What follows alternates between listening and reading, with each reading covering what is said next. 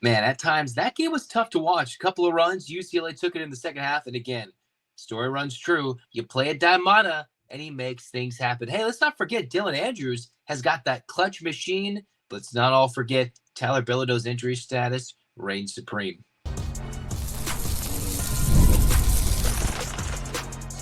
You are Locked On UCLA, your daily podcast on the UCLA Bruins.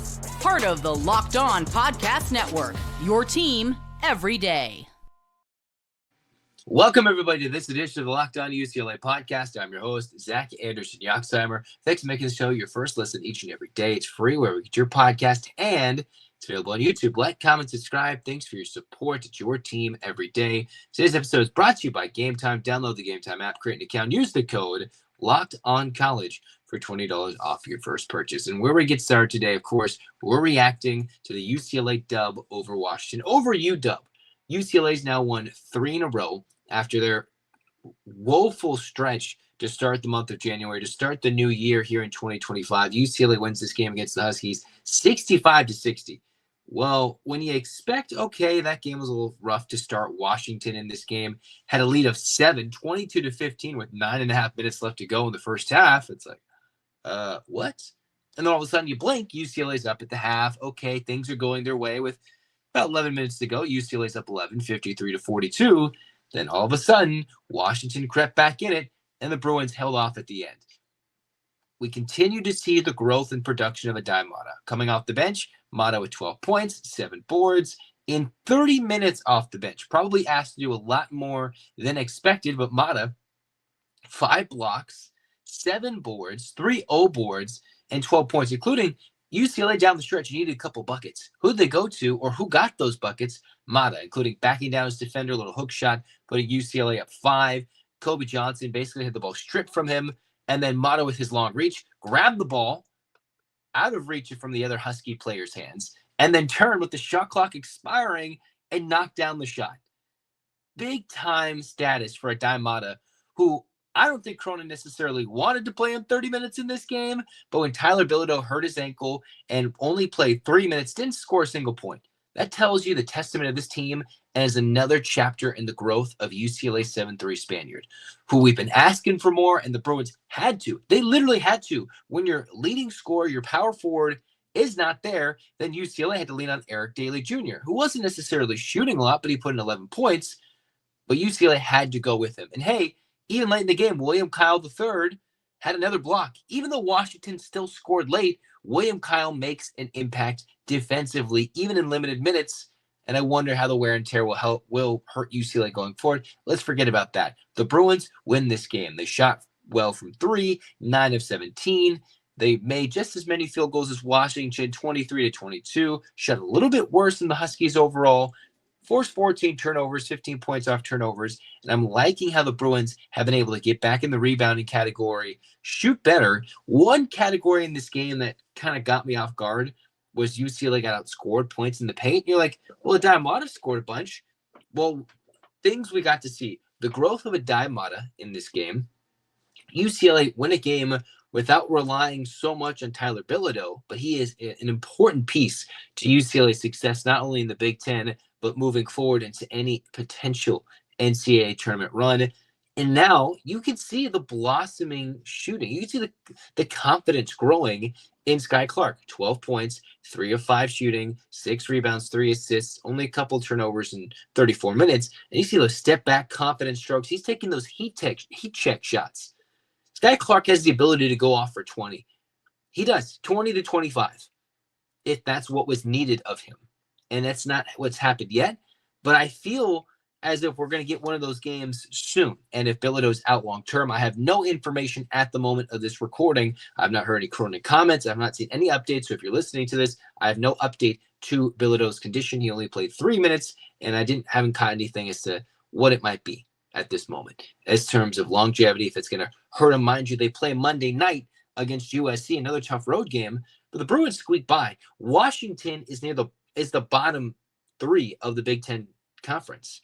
And UCLA at the moment, with Nebraska's struggles, if they didn't win this game in Seattle, they could have had 2 losses against 2 of the bottom 3 teams in the Big Ten right now. That would have been Nebraska on the road and Washington. which tells you, in front of a raucous, husky crowd in this game, that life on the road in the Big Ten, whether it be Pacific Northwest, East Coast, Midwest, it will not be easy. And UCLA has struggled on the road so far, but they have beaten their Pacific Northwest rivals on the road, and they could look to make it 3 in a row on the road against their West Coast rivals if they can beat USC in the Galen Center on Wednesday night. And that's a USC team that has come out and played much better.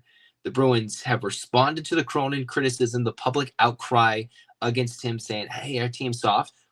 Well, they found a way to win in a game where they had the size mismatch, rebounded well, shot. Guys are playing better. Your best player, your best scorer isn't there. Dylan Andrews, not the best shooting night, not the best game overall, but it came down to the clutch moments. It's, the second game this year Dylan Andrews has buried a clutch 3 on the road in the Pacific Northwest to win a game?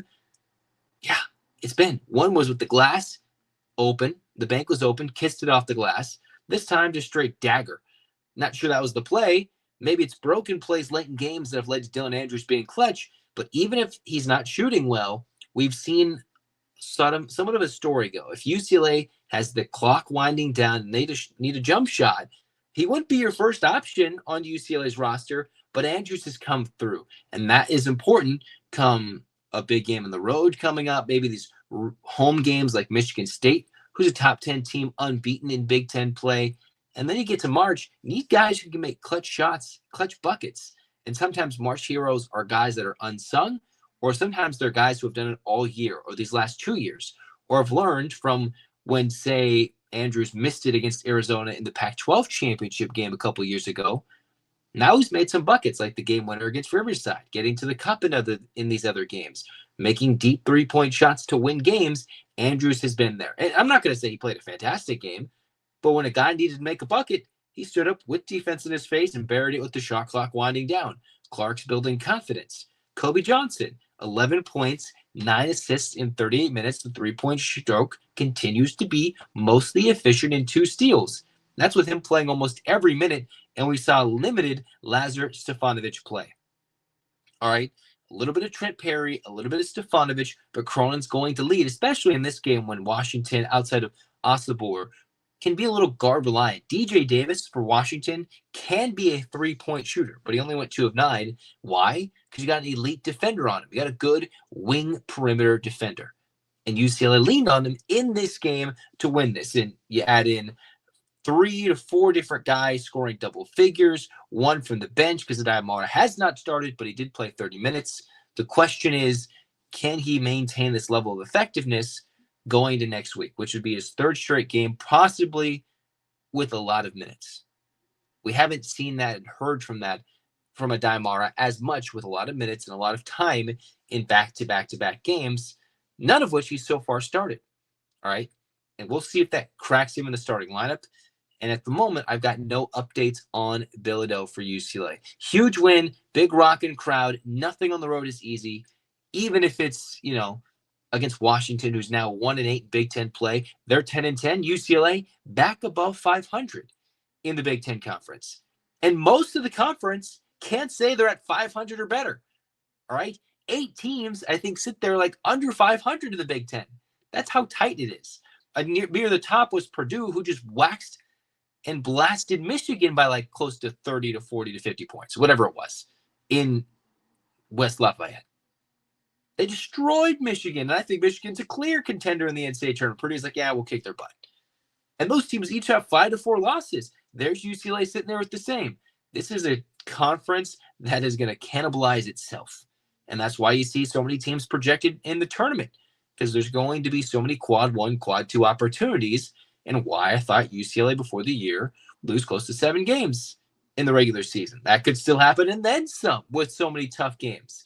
But you win this game, you avoid the ugly eyesore, which this probably would be for UCLA's resume, and then you build and build and build. UCLA's now got a post presence. Kyle's building a little bit of confidence as that late game defender. You put him in, he's made a couple of blocks. You think when the game's on the line against some 7-footer or some guy driving the lane, Kyle's going to make that play? I do. When the game was on the line, the ball was loose. It was Mata making a play, reaching, and twice getting a big-time bucket, going to his right, where Cronin said he's his strongest.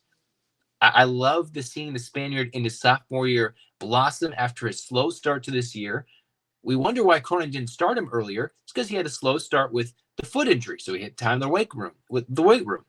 The foot injury delayed his start, and then he found his way onto the court despite, limited opportunities early. Now UCLA is not getting manhandled in the paint. Points in the paint says so. I think Mata might have hit a couple of those hook shots just outside, so that might skew those numbers a little bit. But rebounding's a lot closer. UCLA, when they hit it from three, certainly much better than last year. Team play. People who say this team can't shoot, that's not true. There are times when they're tough to watch when they can't shoot, but they're a better shooting team. And when they got guys shooting with confidence like Johnson, like Sky Clark, that adds to what UCLA can do. And if Sebastian Mack's knocking down a couple of threes, boy, oh boy, you will not lose. UCLA will not lose if those guys are hitting threes and you're getting production in the post. An added element to an already dangerous team without its best scorer. Now, the damper and all the fun things was, I think they're saying on the broadcast, Bilodeau going back somewhat close to Kennewick, Washington, going back to Washington, getting hurt early. As long as he's not out long term, I got no information at the recording of this podcast. That could be the thing that hurts UCLA. But let's end it on a good note. UCLA wins at 65-60. Defensive. I didn't think Washington would get anywhere close to 70 points. This was not going to be the UCLA-Wisconsin game. Washington, UCLA, even though it's a new head coach, didn't seem like that was going to be the vibe that they could go toe-to-toe with a lot of points. In a road game, more likely UCLA scores less, but Washington was not going to put up 75 points. They don't have that firepower, and they have not shown it consistently. Tough game, scrappy, good crowd. Great effort by both teams. The Bruins get the job. And Mata's legend continues to grow.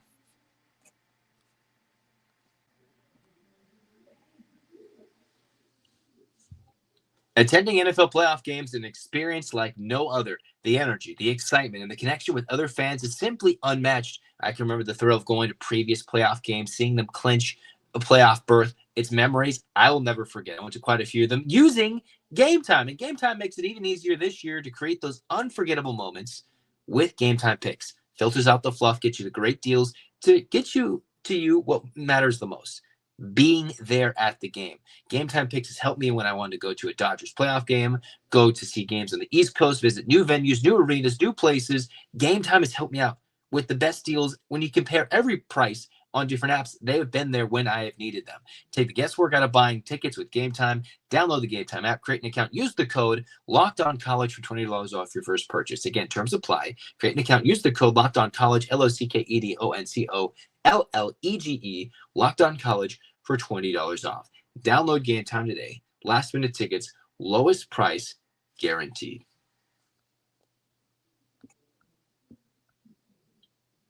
Well, that's going to do it for us here with Locked On UCLA. I'm going to have a special Saturday edition where we talk about UCLA football, offers that have gone out, coaching switches. I know I said I'll do that. We're going to get that in a shorter episode. And on Sunday, we will react to UCLA's game, hopefully a dub against Maryland in what is supposed to be at the moment a top 10 matchup between the Bruins and the Terrapins in Maryland. So all those things coming up for UCLA. The Bruins now 3 straight wins, above 500 in Big Ten play, and they have swept the Pacific Northwest schools on the road so far this season. They got their big, bad rivals just across town with USC next, and UCLA has swept the Huskies. Hands up, Bruins fans. 8-clap time. Aday Mara.